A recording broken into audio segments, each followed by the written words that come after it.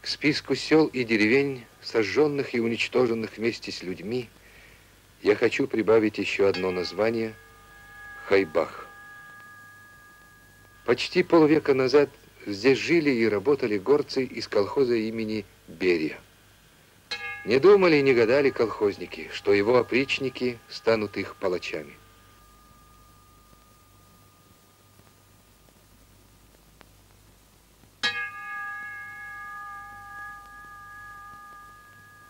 Шли годы, но тайну трагедии не смогли скрыть от людей ни недоступные скалы, ни туманы. Из акта чрезвычайной комиссии.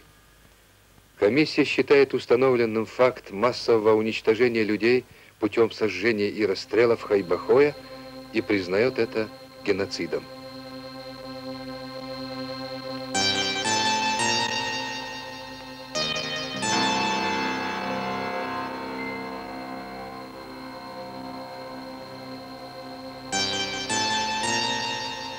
По той же тропе, по которой в 44-м шли обреченные, в 91-м году шли их потомки.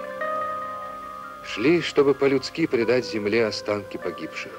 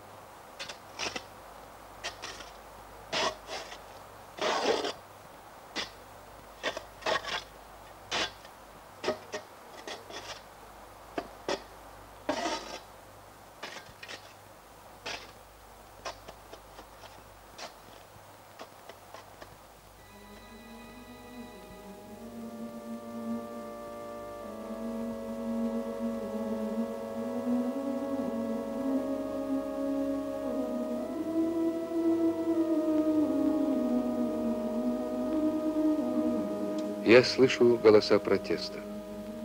Зачем в это и без того трудное время снова бередить нашу память? Не нахожу однозначного ответа, но убежден. Правду нужно знать, какой бы горькой она ни была. И потому смотрите и слушайте. Говорят свидетели и очевидцы трагедии. Salmiak u zakrio I buak idi khadela u sarik четверти годи. Соди хана давхан готер волче диан фермер диан халтивер диан писер сой вошах ke daasht. Inach buachen dian otmach kada balar khair. Chokos itasa kaver zodi hui tsahir tol zodina. Sulta os hayba dian haltos iti yeir.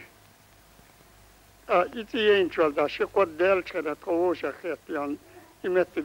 Я Закриев Саламбек, 1911 года рождения. В тот день находился на горе Ярдин-Корт на колхозной ферме. Я смотрел в сторону Хайбахоя и увидел, как загорелась конюшня. То, что мы увидели на следующий день, было ужасно. Невозможно было вынести запаха сгоревших заживо.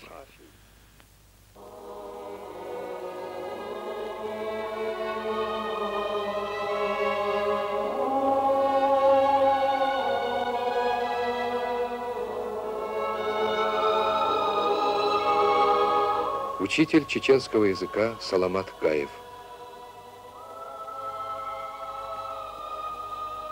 Всех они загнали в этот сарай, на засов закрыли ворота, кругом расставили автоматчики, подожгли сено.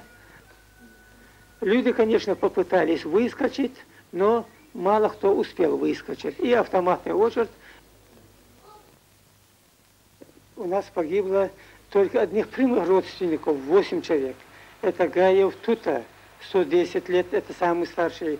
Гаев Хатус 108 лет. Гаева Марем 100 лет. Гаева Сарий 108 лет. Гаева Хаспек, Хейса сноха наша, которая в эту ночь родила двойняшку Хасана и Хусейна. Что удивительно, с этими детьми она попыталась прорваться. И она выскочила, успела выскочить и упала, ее застрелили. И еще один свидетель трагедии – Айбика Тутаева.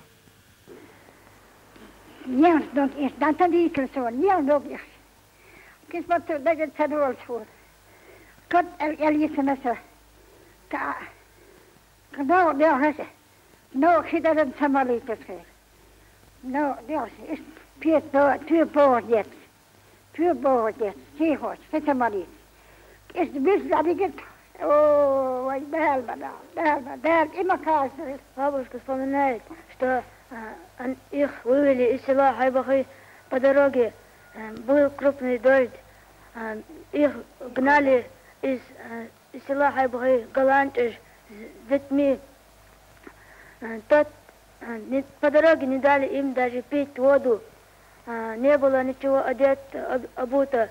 Даже не разрешили взять с собой немножко кушать.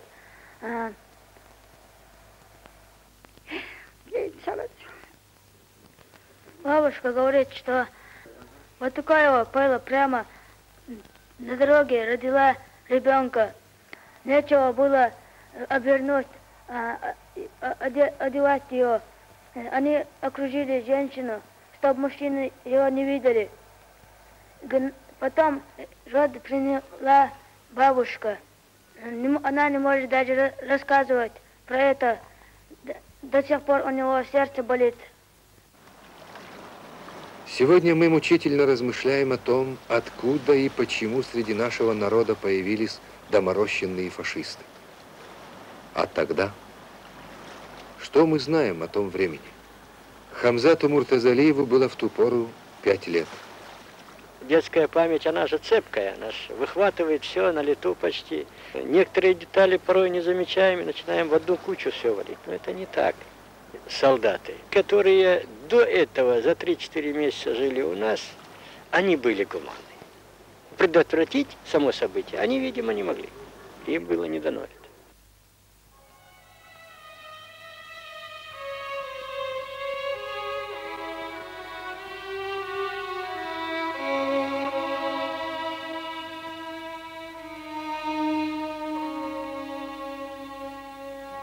Трагические страницы из жизни чеченского народа – главная тема творчества писателя Ахмада Сулейманова. Зачем нас разлучили с этой землей? За что?